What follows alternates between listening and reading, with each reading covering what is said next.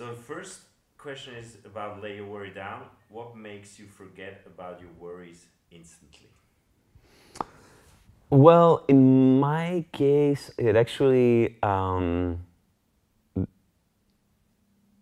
singing, performing, that always clears my head. You know, it's as soon as you start singing, it's not a rational process. You start singing, you close your eyes, and I always feel better after a concert. It's very hard to explain.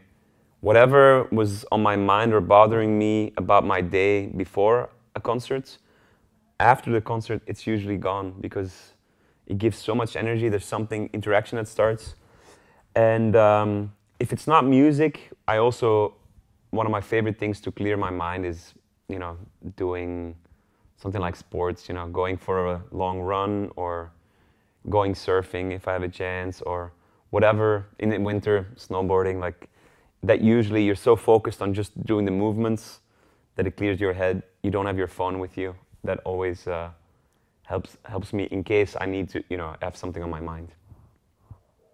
So next song is Help.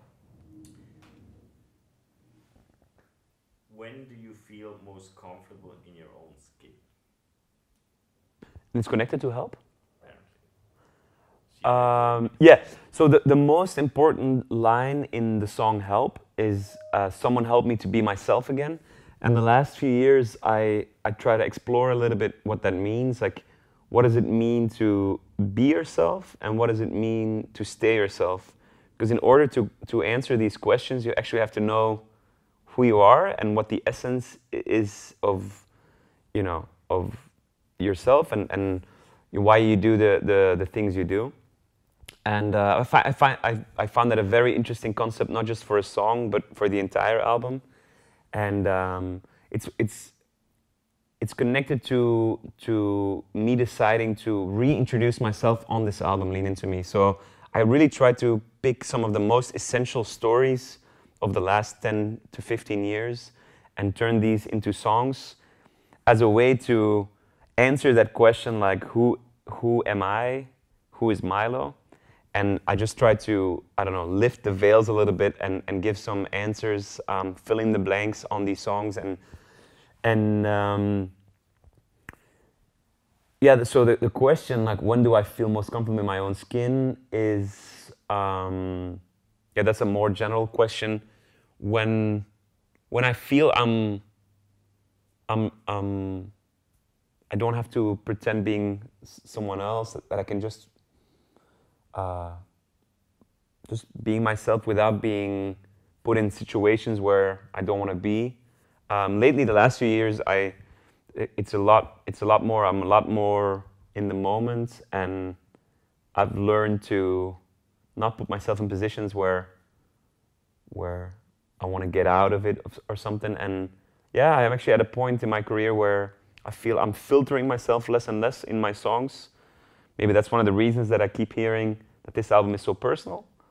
To my feeling, like, I've always been really honest and personal in my songs, but probably has to do with the experience I have now, that I actually can get to the essence a little quicker. And just doing what you love, surrounding yourself with people you like or love, those things all help to feel best, most comfortable in your own skin. Then there's a question about the video. Did you ever wear the space suit while shooting the video? If yes, how was it? Of course I wore the spacesuit. Okay, to be completely honest, I didn't wear it all the time. Sometimes there were some shots where I was in the frame and the astronaut as well. No, I wore it at least half of the time on the shoot. It was actually great. I've been wearing a lot of funny suits in my videos the last few years. And for example, the polar bear suit was extremely warm. We were shooting in the desert, and yeah, it was a little bit disgusting actually, because we were sweating so much in that costume every time. Like, there wasn't enough time, so every time you put on this wet from the sweat, the suit again. But this one actually relatively easy to put on and to take off. So The coolest thing was actually the search for this suit. And the great thing about Los Angeles is they have so many warehouses for movies and stuff where they have these incredible costumes. And we actually, the most special thing about this costume was actually the helmet. The helmet wasn't part of this costume. We found the separate costume and then the helmet. The helmet was the most expensive to rent. I was interested right away. Oh, can I have it? Can I have it? And it was like, no, the rent alone was like, no. So this was, we had to be super careful not scratching the golden reflection. Actually, the trickiest part about the video shoot was because the helmet, when it was closed, had the golden reflection. It reflected everything, not 360 degrees, but like 180. So that meant that the camera guy was always in the shot as well. So we needed like 1 or 2 days after finishing the edits to remove him in post-production because otherwise he was there, and yeah, that's not what we wanted, of course. But it was really fun to work with this costume because it was right away we were making cinema. We didn't need much else, like just me, my guitar, that helmet and that suit, and some beautiful scenery, which California has plenty of. So it was a really great shoot to do, and I just want to do a shout out again to the director, Adam Lehman, who did a really good job. Next question is about Houdini. Is there anything you wish you could make disappear?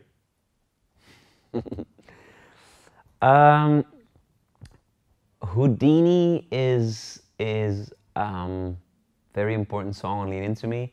And for me, when I think of Houdini, he was first and foremost an escape artist.